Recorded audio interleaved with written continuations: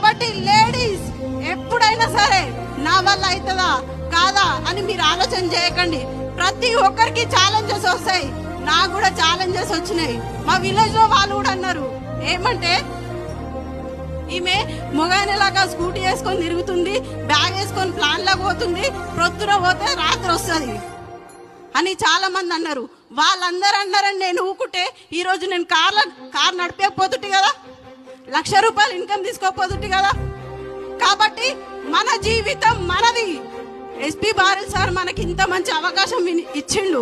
ఆ అవకాశాన్ని మనం యూజ్ చేసుకుంటే మన లైఫ్ ఆర్డినరీ నుంచి ఎక్స్ట్రాడినరీగా మారబోతుంది. ఖచ్చితంగా ఒక డిసిషన్ తీసుకొని వెళ్ళండి లేడీస్. ఇంత మంచి అవకాశం ఎక్కడ లేదు. మనకి మనం ప్రూవ్ చేసుకునే అవకాశం మనకి ఇక్కడ ఉంది. Thank you. Wish you well.